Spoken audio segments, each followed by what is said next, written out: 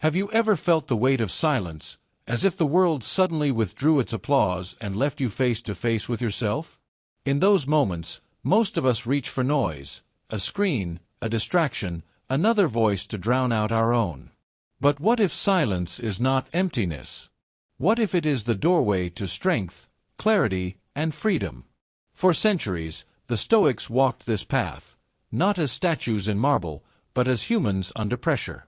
Exiled, enslaved, ridiculed, or crowned with impossible responsibility, they forged resilience not from the crowd's approval but from the strength within. Their wisdom was simple, yet profound. Happiness does not come from chasing what is outside, but from mastering what is inside. This video is not about ancient history. It is about you, your solitude, your fears, your battles with failure, and your longing for a life that is steady, free, and purposeful. Across the next 7 principles, you'll discover how to stand unshaken in storms, how to build courage even when others disapprove, and how to find victory not in conquering the world, but in conquering yourself. Take a breath. Step onto the path. The way of the Stoic warrior begins now. Most people fear silence. They fear the empty room, the quiet evening, the long walk without company. We live in a world where constant noise is mistaken for life itself. Notifications buzzing, conversations flooding, screens glowing endlessly. To be without these distractions feels like punishment. Yet, what if solitude is not emptiness, but energy? What if the moments you spend alone are not wasted, but the birthplace of your greatest strength? Sacred solitude is not the loneliness of exile, but the training ground of the warrior. It is the hidden arena where battles are fought not against others, but against your own illusions. When you strip away the chatter, you strip away the masks. What remains is raw, unpolished, but real. And only the real can grow strong. The Stoics understood this long before modern distractions multiplied. Marcus Aurelius, an emperor surrounded by the noise of politics, armies, and advisors, returned every night to his private journal. He wrote not for applause, not for history, but to hear his own soul. He knew that if he could not master himself in solitude, he could never hope to guide an empire. Think of solitude as the blacksmith's forge. To the outside eye, it looks empty, silent. But in that silence, the fire glows hot. The iron is heated, hammered, shaped. The world only sees the finished blade, shining and sharp. It does not see the quiet hours of preparation. In the same way, the world will only see your strength when you act, but the strength itself is forged in solitude. Sacred solitude is also a mirror. It reflects what you truly are when no one is watching. Without the audience, there is no need for performance. You confront yourself as you are, your doubts, your fears, your quiet courage, your hidden potential. At first, it can be uncomfortable. Many run from it, reaching for music, chatter, or endless scrolling just to avoid facing themselves. But if you dare to stay, you begin to hear a softer, deeper voice. The voice of direction. The voice of truth. Imagine standing alone on a mountain trail at dawn. No one to applaud, no one to judge, only the rising sun and the rhythm of your breath. In that moment, you are free. Free from expectations, free from comparisons, free from the tyranny of "what will they think?" That is sacred solitude, the realization that you are enough, that strength is born not from the crowd but from the clarity of your own mind. Practical steps are simple, yet transformative. Begin your day with 5 minutes of silence before touching your phone. Let your thoughts rise and fall without interference. Walk without music, noticing the world around you. Eat one meal without conversation or distraction. Write down a single thought that arises in stillness and follow it. These are not grand rituals, but small doorways into the fortress of solitude. The reward is immense. With practice, solitude becomes less frightening and more nourishing. You discover that peace is not something to be found in the chaos of the crowd, but something you carry within. You realize that happiness is not dependent on applause, but on alignment with your deepest values. You learn that you can stand alone, not in bitterness or isolation, but in calm strength. Sacred solitude is not about cutting yourself off from others. It is about returning to them with more clarity, more love, more resilience. The warrior who trains in silence returns to the battlefield stronger. The thinker who spends an hour alone returns to conversation with sharper insight. The person who can enjoy their own company will never be enslaved by the fear of being abandoned.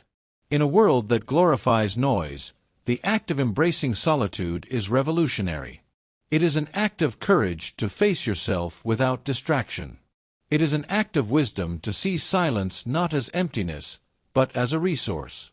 And it is an act of power to return from that silence carrying strength that no storm, no critic, no chaos can shake. Sacred solitude is not a prison. It is a sanctuary. It is the furnace where clarity is born, the library where wisdom gathers, the gym where your soul grows strong. Dare to step inside, and you will never fear being alone again. Instead, you will see solitude for what it truly is, the first discipline of freedom. From the time we are children, we are trained to chase approval. We smile when praised, we shrink when criticized, we shape our choices according to the shifting winds of other people's expectations. Without realizing it, we spend years living inside a cage built of invisible bars, the opinions of others. But here is the hard truth. No matter how perfect you try to be, someone will still disapprove. No matter how much you give, someone will still want more. And no matter how carefully you build your life, someone will still criticize the shape of it. If you let those voices dictate your path, you are not living your life. You are performing for an audience that will never be satisfied. The Stoics understood this trap. Epictetus taught that we suffer not from events themselves, but from our judgments about them. In the same way, insults and opinions cannot hurt you unless you accept them into your heart. Words are air, but your agreement gives them weight. Freedom begins the moment you refuse to carry what was never yours to begin with. Imagine a painter who hides her work because her family mocks her dream. She paints in secret, ashamed, believing their laughter is proof she is foolish. But one day, she decides to create not for their approval but for her own truth. That brushstroke is liberation. The world may still laugh, but now it has no power. Her freedom lies not in silencing critics but in silencing her dependence on them. Freedom from opinions is not arrogance. It is not the reckless dismissal of every voice. Rather, it is the strength to filter, to discern. Advice may be useful, criticism may hold a lesson, but only you decide what enters your inner fortress. To live wisely is to weigh counsel against conscience, not against popularity. Consider the words of Eleanor Roosevelt, "No one can make you feel inferior without your consent." The Stoic would add, "Consent is a choice you make every moment. Every time you bend your soul to fit another's mold, you hand them that consent. Every time you betray your values to gain approval, you tighten your own chains. But every time you choose integrity over applause, you reclaim your freedom." Practicing this discipline requires courage. Start with small acts. Wear what feels true to you even if fashion disagrees. Speak one honest thought even if the room stays silent. Say no when every impulse tells you to please. At first, it will feel uncomfortable. The critic's voice may echo loudly. But over time, each act of integrity becomes armor. The disapproval that once pierced you now glances off harmlessly. Think of an oak tree standing in the wind. People may carve their initials into its bark, hang decorations from its branches, or even cut some of its leaves. Yet the tree remains rooted, unmoved at its core. Opinions are like those carvings, marks on the surface, never reaching the essence. What matters is the strength of your roots, the depth of your alignment with yourself. The paradox is this: when you stop chasing approval, you gain respect. People sense authenticity. They may not always like you, but they will recognize your strength. And more importantly, you will respect yourself. That respect is unshakable, because it comes not from applause but from living in harmony with your values. The world is loud with judgments. Strangers online, colleagues at work, even those closest to you will always have an opinion about what you should do, who you should be, and how you should live. But the warrior's path is not about pleasing the gallery. It is about walking the arena with eyes fixed on your own compass. Freedom from opinions does not mean isolation from people. It means returning to them without chains. You no longer approach them with desperate need, but with steady love. You no longer serve to earn approval, but to honor your principles. And you no longer fear their disappointment, because you no longer fear your own truth. This is the quiet power of the Stoic warrior, to live as if the only audience that matters is the mirror. To measure success not by applause but by alignment. To walk through the storm of voices untouched, anchored by an inner voice that cannot be silenced. When you achieve this freedom, life changes. Choices become clearer. Courage becomes natural. Peace becomes possible. Because when you are no longer enslaved by opinions, you are free to live, truly live, your own life. There is a quiet dignity in a person who can stand tall without leaning too heavily on others. Not because they reject connection, but because they have learned to carry their own weight. This is the essence of self-reliance, not isolation, but sovereignty. It is the ability to be whole, to build your life from the inside out, so that your relationships, your work, and your service flow from strength rather than dependence. Most people confuse dependence with love, or neediness with connection. They believe they cannot be happy unless someone else completes them, supports them, or validates them. But the truth is brutal and liberating. If your stability depends entirely on others, you will always be fragile. When they falter, you collapse. When they withdraw, you are left empty. The Stoic warrior refuses this bargain. He chooses instead to master himself first. Marcus Aurelius ruled the mightiest empire of his time, yet he turned inward each morning and evening to ground himself in reason and discipline. He knew that if he surrendered his peace to the chaos of the Senate, the army, or the crowd, he would lose the very foundation of his strength. His self-reliance was not selfishness. It was the discipline that allowed him to serve millions with clarity. Think of the safety rule on airplanes. Put on your oxygen mask before assisting others. At first, it sounds selfish. But if you collapse from lack of oxygen, you cannot help anyone. The principle is simple. Only when you are steady can you lift others. Self-reliance is the oxygen of the soul. Without it, you suffocate independence. With it, you breathe freely and give life abundantly. Self-reliance begins with small acts of independence. Cook a meal for yourself not because no one else is there, but because you value your own nourishment. Manage your finances responsibly, so that money becomes a tool rather than a chain. Learn to sit with your emotions, naming and processing them, instead of outsourcing your comfort to someone else. These practices do not cut you off from others. They prepare you to meet them as an equal, not as a beggar for affection or approval. The Stoics often spoke of the inner citadel, a fortress of mind no external force can conquer. Self-reliance is the foundation stone of that fortress. Without it, the walls collapse at the first insult, the first disappointment, the first loss. With it, you become resilient. You may lose possessions, status, even relationships, but you will not lose yourself. That inner independence is a freedom no empire can grant and no tyrant can take. Ralph Waldo Emerson, echoing Stoic thought, once wrote, "Nothing can bring you peace but yourself. Nothing can bring you peace but the triumph of principles." This is the heart of self-reliance. It is not about rejecting the world. It is about refusing to make the world your master. It is not about denying help. It is about ensuring that when help comes, it is grace, not necessity. Imagine a leader who panics at every challenge, waiting for someone else to decide. Such a leader is a danger to all who follow.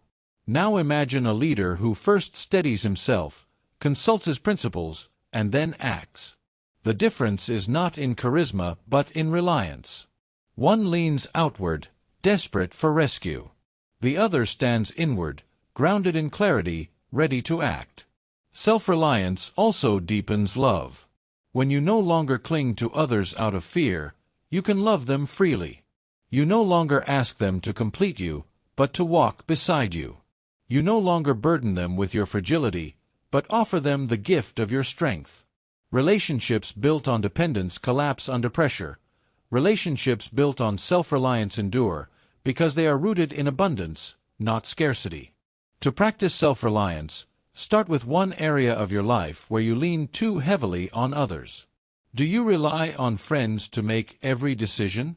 Do you need constant reassurance before taking action? Do you avoid solitude because you fear being with yourself? Choose one habit to shift. Take one decision without asking. Spend one evening alone, intentionally. Write down one principle that will guide you regardless of others' opinions. Each act is a brick in your inner foundation. The Stoic warrior does not isolate himself from the world.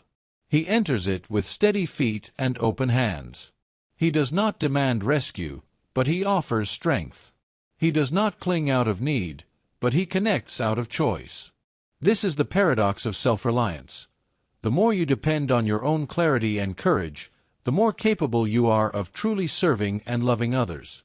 Self-reliance is not cold independence. It is warm sovereignty. It is the quiet power of knowing that whatever storms rage outside, you carry within yourself the roots of peace. And when you stand rooted, you become a shelter for others. Most people treat failure as a verdict, a stamp of shame, a final judgment that says you are not enough. They run from it, bury it, disguise it, or distract themselves from it. But the Stoic warrior sees failure differently. He does not see it as the end of the road, but as the road itself.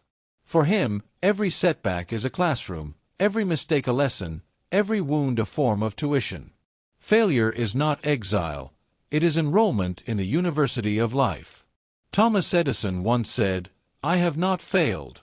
I've just found 10,000 ways that won't work." What others saw as wasted effort, he saw as education. This mindset is not naive optimism, it is practical resilience. The Stoics taught that obstacles are not detours but teachers.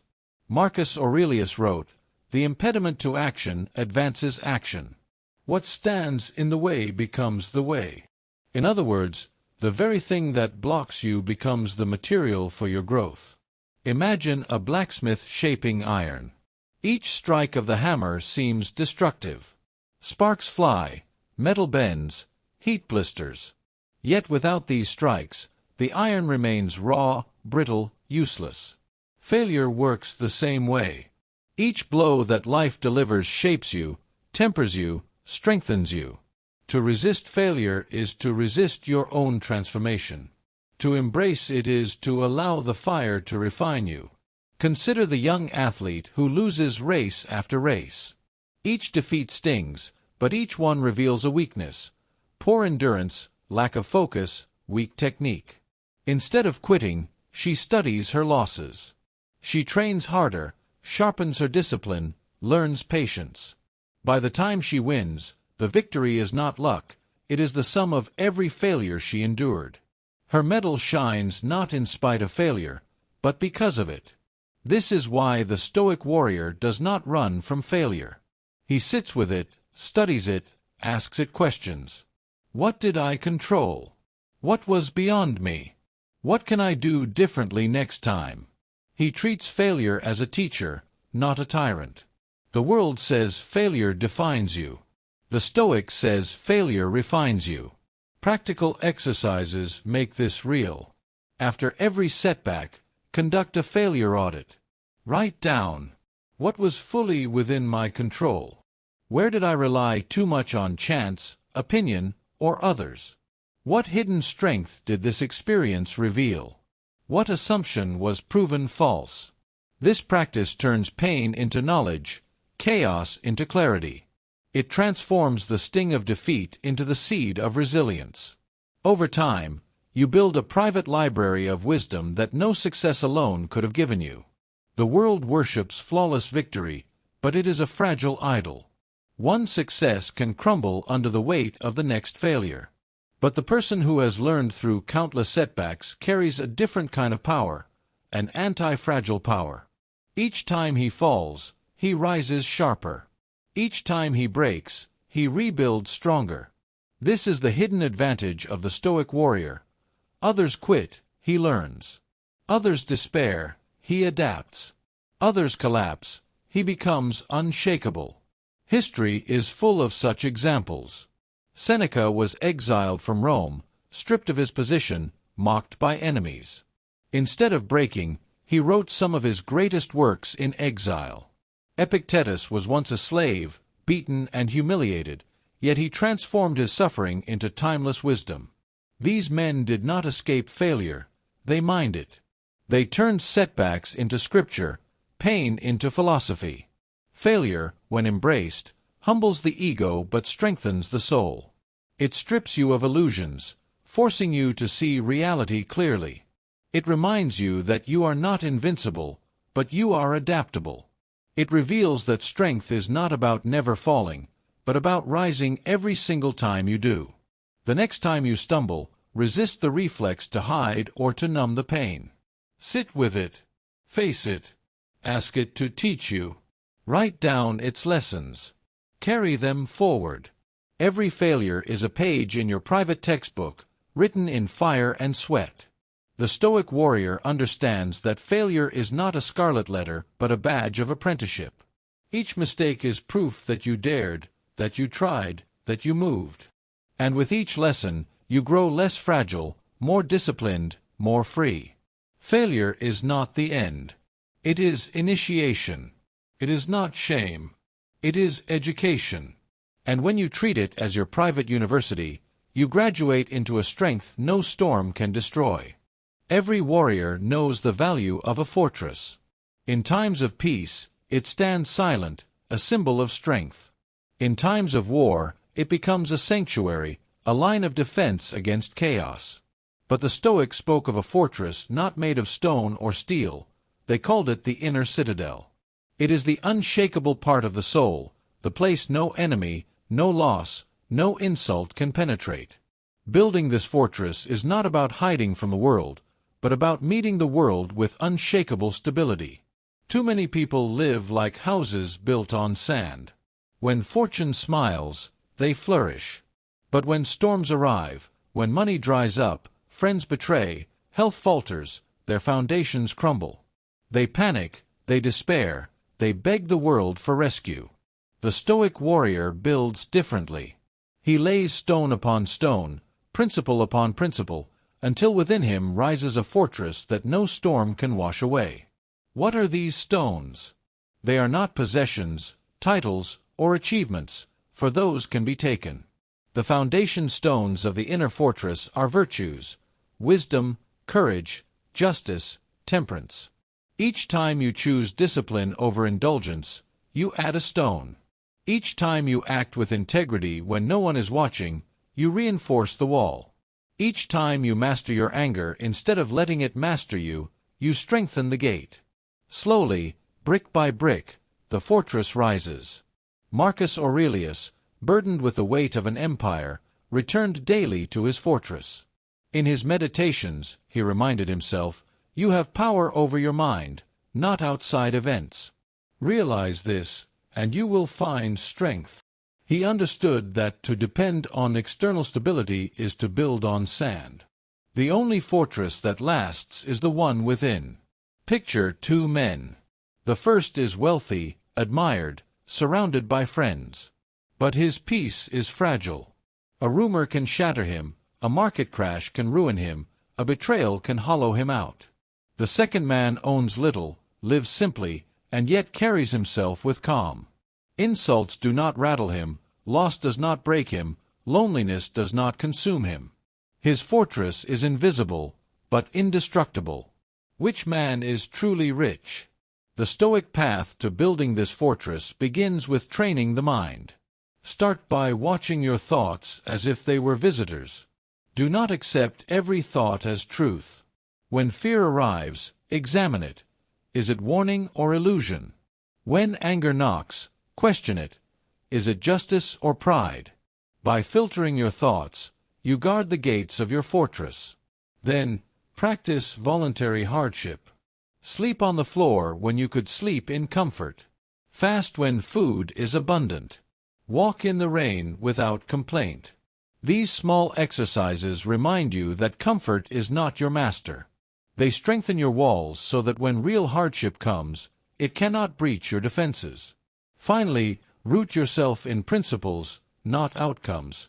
If your peace depends on success, you will be broken by failure. If your worth depends on praise, you will be crushed by criticism. But if your compass is principle, to act with wisdom, to live with courage, to treat others with justice, then no outcome can undo you. The world may applaud or condemn, give or take, bless or wound, yet within your fortress you remain steady. Seneca wrote, "A man is as unhappy as he has convinced himself he is." The fortress is not about denying pain, but about refusing to be ruled by it. You may feel grief, but you do not drown in it. You may face fear, but you act despite it. You may encounter loss, but you do not lose yourself. This is the freedom the fortress gives, not escape from suffering, but sovereignty in the midst of it. The Stoic warrior does not build his inner fortress overnight. It is the work of a lifetime, each day another stone, each challenge another test of strength. But with time, the fortress becomes real. And when the storms rage, and they always will, you will discover something extraordinary, that while the world outside can tremble and fall, within your citadel there is calm, clarity, and an unbreakable flame. The walls of this fortress are not meant to shut others out, but to keep you steady so that you may serve others without collapsing. You do not build it to hide from the world, but to walk into the world unafraid. For when you carry your fortress within you, no exile can strip it away, no tyrant can invade it, no misfortune can destroy it. You are free. You are unshakable. You are sovereign. Walk into any city, and you will see it everywhere. The race for more. More money, more status, more luxury, more recognition. The marketplace promises happiness in shiny packages, the newest car, the larger home, the finer clothes. And yet, how many who gain these treasures truly find peace? The shelves of the wealthy are often full, but their hearts remain empty. The Stoic warrior knows why. Anything that can be taken from you can never be the source of your freedom. Materialism is a subtle chain. At first, it feels light, a new phone, a better watch, a promotion at work. But with each link, the chain tightens. Soon your joy depends on what you own, your worth depends on what others see, your peace depends on things outside your control. And when fortune shifts, when markets crash, when possessions break, when envy whispers, you are left enslaved by the very things you thought would liberate you. The Stoics taught a radical truth. Wealth is not measured by what you own, but by what you can live without. Seneca, one of the richest men of Rome, practiced sleeping on the ground and eating coarse bread, reminding himself, "Is this what I feared?" He knew that possessions were pleasant, but never essential. By rehearsing poverty, he stripped materialism of its power over him. Detachment from materialism does not mean rejecting all comfort or living in rags. It means enjoying what you have without being owned by it. To drink wine, yet not mourn when only water is available. To live in a house, yet not collapse when you must sleep under the stars. To use wealth as a tool, not worship it as a god. The Stoic warrior walks through the marketplace, not as a slave, but as a free man. Picture two travelers. The first carries many bags, filled with clothes, gadgets, luxuries. He walks slowly, burdened, afraid of thieves, terrified of losing what he owns. The second carries only what he needs, light, swift, unafraid. Which traveler will go farther? Which one truly enjoys the journey? This is the image of materialism versus detachment. The lighter your load, the freer your soul. Modern life tempts us constantly with the illusion of necessity. Advertisements whisper, "Without this, you are incomplete." Social media screams, "Look at what they have, why don't you?" The Stoic answer is calm defiance, "I already have enough. And if I lose even this, I still have myself." To practice detachment, begin with small acts. Choose one luxury you often indulge in, coffee, streaming, shopping, and go without it for a week. Notice how quickly the craving fades, and how your peace grows when you prove you do not need it. Declutter your space. Hold each possession and ask, "Does this serve me, or do I serve it?" If it owns your time, your energy, your identity, let it go. When fortune blesses you with wealth or success, accept it with gratitude, but remind yourself, "This is not who I am. This is temporary, like the seasons." True detachment is not cold rejection but joyful freedom. It allows you to enjoy possessions when present and release them when gone. It is the difference between holding the world with open hands and clenching it with desperate fists. Marcus Aurelius, Emperor of Rome, lived surrounded by unimaginable wealth. Yet in his private reflections he wrote, "Receive wealth or prosperity without arrogance, and be ready to let it go." He ruled an empire, yet he knew that the only empire that mattered was the mastery of the self. When you practice detachment, you discover a paradox. The less you cling to possessions, the more deeply you can enjoy them. The simple meal becomes a feast, the modest home becomes a palace, the ordinary day becomes a gift. For joy is not in the abundance of things, but in the freedom of the soul. The Stoic warrior does not despise wealth, nor does he worship it. He uses it when it comes, releases it when it goes, and remembers always that true richness is measured not in gold but in gratitude, not in property but in peace. Detach from materialism, and you will carry the lightness of freedom wherever you go. No thief can steal it, no fire can burn it, no empire can collapse it. For it is not in your hands, but in your heart. Most people live as if tomorrow is guaranteed. They plan endlessly, chase endlessly, postpone endlessly, convinced that time is their loyal servant. But time is not loyal. It is indifferent, slipping silently through our fingers with every breath. The Stoics carried a simple reminder of this truth. Memento mori, remember you must die. Not as a grim obsession, but as a compass that points toward what truly matters. To remember death is not to be morbid, but to be awake. The one who forgets death wastes life in trivialities, chasing applause, hoarding possessions, nursing grudges. The one who remembers death sees clearly. Every moment is precious, every breath is borrowed, every day is a gift. As Seneca wrote, "It is not that we have a short time to live, but that we waste a lot of it." Imagine two men. The first wakes each day believing he has endless years ahead. He scrolls through distractions, argues over petty matters, delays his dreams, thinking, "I'll start tomorrow." The second wakes knowing tomorrow is not promised. He greets the morning with gratitude, speaks honestly, loves deeply, and works with purpose. Which one truly lives? Memento mori is not meant to paralyze you with fear, but to sharpen you with urgency. When you know life is finite, you stop playing games with time. You stop living for the approval of strangers. You stop postponing kindness, love, and courage.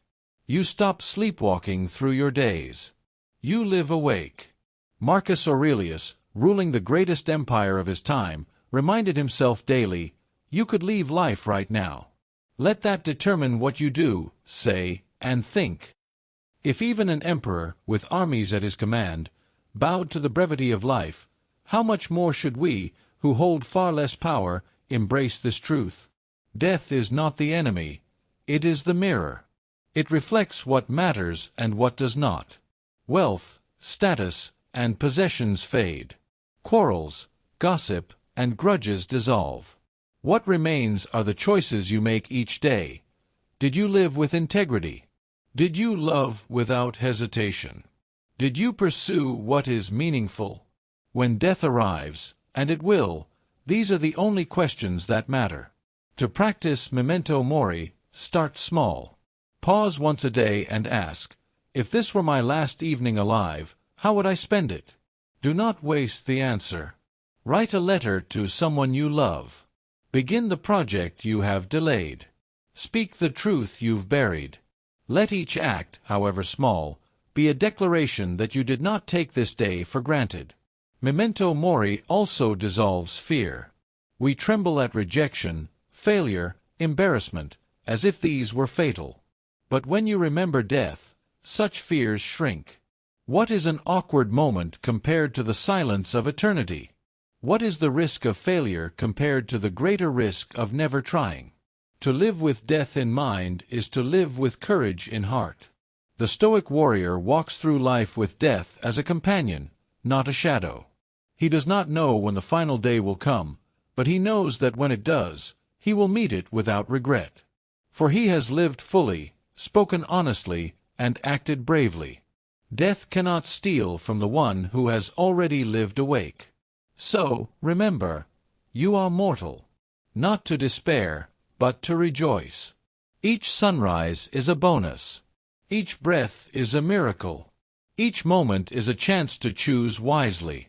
To remember death is to remember life.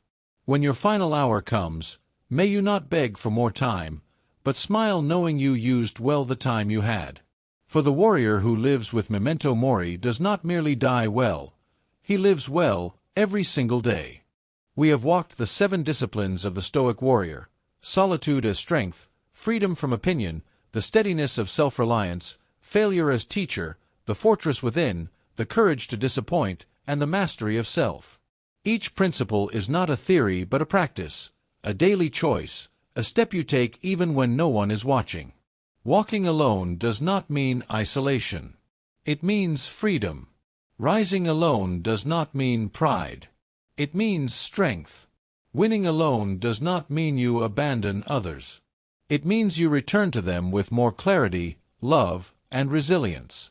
The Stoic path is not an escape from life but a deeper entrance into it, lived with calm eyes and steady hands. The storms will come. The critics will speak. Failures will sting. Death itself will wait at the horizon. But the warrior who builds his inner fortress cannot be shaken. He knows that every silence is a training ground, every obstacle a teacher, every disappointment a reminder to live authentically. Carry this with you. The fortress is within. Walk alone, rise alone, win alone, not to cut yourself off, but to love and serve more deeply, from a place no storm can touch.